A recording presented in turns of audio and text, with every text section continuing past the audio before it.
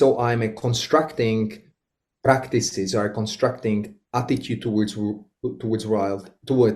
life, depending on what is missing. So I am not becoming loyal to stretching or to movement or to sculpting or to poetry or to, it really depends on what is happening. And this is what I try to teach my students. You do not have to create a religion. You do not have to create static structure, because they will be outdated. Anything that is static will be outdated. The only question you can ask yourself, how I can maintain myself viable, how I can keep on loving life, and how I can successfully solve the life challenges that are in front of me. So how do I have that capacity? And if I have that capacity, that's the whole business. But we like to hold on something. So we hold on a particular practice and a particular idea, a particular religion, particular view on the world.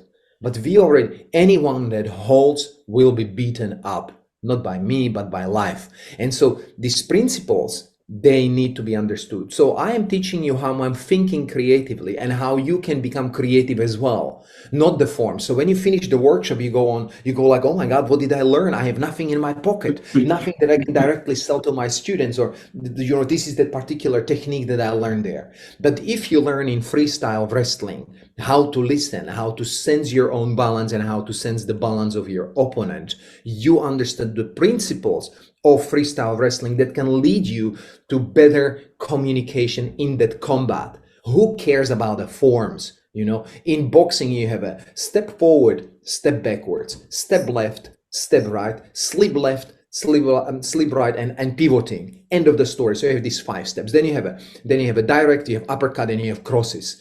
But all of these basic components that are derived from our phenotype, from our particular body type, a particular shape and architecture, the intelligence of our architecture, you can create endless poetry in boxing.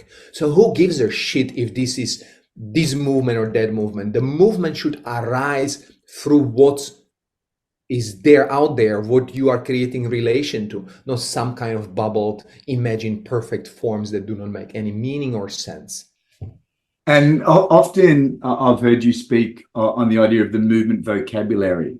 So in the relationship to you develop the movement vocabulary through training, through practice, if I try to run with the analogy of the boxing, if you and I are sparring and then you throw that left hand jab and then I slip to the left, and then I will come back maybe with a left sort of a bit of a high hook sort of thing. So the communication is, I'm watching the way that your hips are moving, I'm watching the way that your shoulders are moving, and then that's the inner dialogue. We build that rapport, and then via the quote unquote, I guess, the movement vocabulary that I have, I can draw on those movements when we are in communication, if I have developed the skill to respond according to what you're... Enough of openness. If you have enough openness, so it means that you create some kind of synchrony with your external environment. So it means synchrony doesn't mean you are same with the environment, but that you're capable of reading, creating an informational exchange with the environment. More information you can have, more you can predict that particular environment that is in front of you.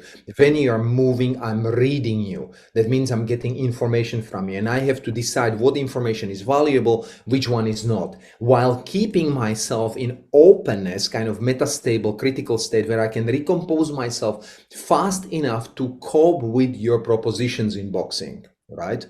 Now, in end of that kind of dialogue, I will say what was missing in my communication, in understanding myself or in understanding Andrew's movement. And according to that, what was missing, my training should change in order to improve my informational and energy exchange with Andrew in the particular sparring session, or sparring with different partners, right? And the flexibility of that kind of openness, the flexibility, that your capacity or willingness to incorporate that kind of idea into your practice is fundamental, because we need to incorporate uncertainty in our practice. We cannot know what is the world out there. We only hypothesize what is the world out there. We do not have direct access. We are, like you are constructing the world from your prior data collection, so to say. So you have your priors, you have your observation, and then you create some kind of posteriors, a new updated model of what's world out there. But this process of updating never ends, because the world always changes, and also you are changing as well. So there's this double change there all the time. And you should become a poet of some kind, biological poet, that can maintain itself around the axis, but also capable of exploring the world with flexibility and openness, so you can bring new opportunities for yourself in your life. While what I have seen in many traditional forms is that you attach yourself to certain forms, and eventually you age as anyone else. And you're also not capable of speaking any other language. So the question would be, when you tune yourself to a particular environment, what is your capacity to retune yourself if the environment slightly changes? And it changes all the time. If we fall asleep, if we become lazy, if we become bored of life, then world will ask us different questions, and it will be always responding in the same way, creating more and more discrepancies between what we believe the world is and what there actually is. And those discrepancies are usually manifesting themselves through injuries, conflicts, inflammation, whatever you call it. And that's why they go to Andrew. Andrew sees them, you kind of put them more in a place, they go back into life, they repeat the same mistakes, they come back to Andrew, you replace them, they go back into life, and until they become completely paralyzed by life. What should happen in that exchange is that they come to Andrew say, wait, stop. Unless you start to listen and open your eyes, I don't touch you.